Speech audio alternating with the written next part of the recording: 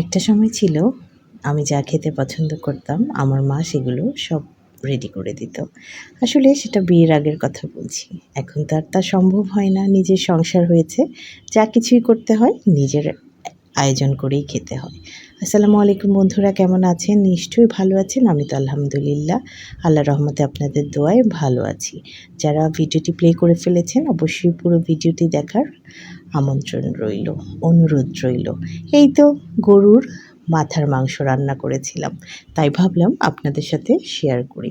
গরুর কিন্তু সব কিছুই হয়তো মজা। এখন তো দেখছি চামড়াও খাচ্ছে মানুষ, সেটা সম্ভব না। জিহ্বা চামড়া এখন পর্যন্ত এটা খাওয়ার আসলে রুচিতে আসেনি এখনও। মাথার মাংসটা খাই, গরুর ভুঁড়ি খাই, আর নিহারি তো অবশ্যই খাই। তো গরুর মাথার মাংস যেহেতু কোরবানি ঈদ গিয়েছে, এখনও ফ্রিজে তো অবশ্যই এইগুলো রয়ে গেছে। এগুলো তাড়াতাড়ি খেয়ে ফেলতে হবে। বেশি দিন ফ্রিজে থাকলে কিন্তু আসলে কোনো কিছুই ভালো লাগে না। তাই মাথার মাংস সকালে বের করেছিলাম, ভিজিয়ে অল্পই এনেছে। একদমই পিছলিল ভাব ছিল, সেটাকে দূর করব কীভাবে, লবণ দিয়ে ভিজিয়ে রেখেছিলাম। আর আমি একদম সাদা না হলে খেতে ভালো লাগে না, কিন্তু গরুর মাংস আসলে এত ভিজিয়ে এত করলে মজা থাকে না। 3 বারের বেশি নাকি কিন্তু গরুর মাংসের মাথাটা সম্ভব না এইভাবে খাওয়া।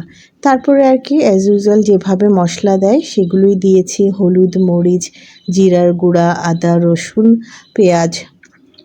আমি কিন্তু কয়েকবার গরুর মাংস বলে ফেলেছি। মাংস বলা যাবে না, গরুর গোশ বলতে হবে। এটার আসলে সঠিক তথ্য আমি জানি না। অনেক জায়গায় পেলাম, ছোটোবেলায় শুনেছি, কিন্তু আমরা সবাই গরুর মাংস বলে অভ্যস্ত। যাই হোক, যে যেটা বলেন, গরুর গোশত গোশই।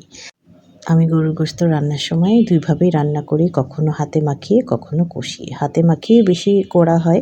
আমাদের উত্তরবঙ্গের মানুষরা মনে হয় আসলে হাতে মাখিয়ে গরুর গোশত বেশি পছন্দ করে। আমি ছোটোবেলা থেকে যেটা দেখেছি আমার মার কাছে, সেভাবেই বসিয়ে দিই।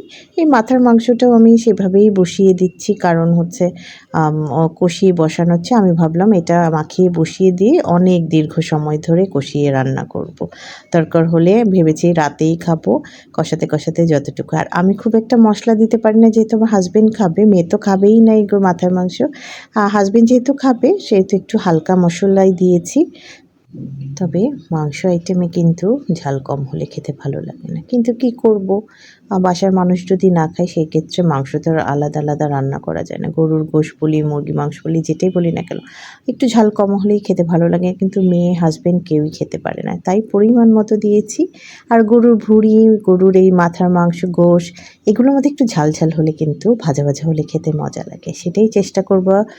প্রিয় বন্ধুরা, আপনারা এরকম মাথার গোশত, গরুর মাথার গোশত, ভুঁড়ি খেতে কে কে পছন্দ করেন, নিহারি খেতে কে কে পছন্দ করেন, অবশ্যই কমেন্টসে জানাতে ভুলবেন না। আর যারা সাথে আছেন দীর্ঘ সময়, তাদেরকে তো অসংখ্য ধন্যবাদ। আপনারা আছেন বলেই আমি ভিডিও দিচ্ছি সবসময়।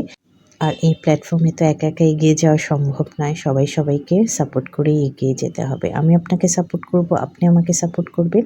এইভাবে কিন্তু নিজেদেরই লাভ। আমিও যেমন এগিয়ে যাব, আপনাকেও এগিয়ে যেতে সাহায্য করব। এটাই কিন্তু নিয়ম।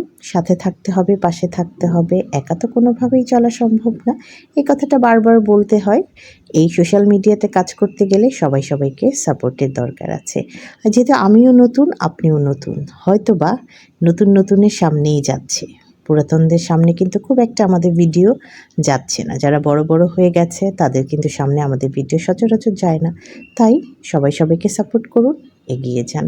ভালোবাসা রইলো। অনেক কথা বলে ফেললাম, আজ আর নয়। এই তো আমার হয়ে গেছে মোটামুটি। এটাকে আমি কষিয়ে, রঙটা খুব একটা সুন্দর আনতে পারিনি। মাথার মাংস আর গোশত রান্না করলাম।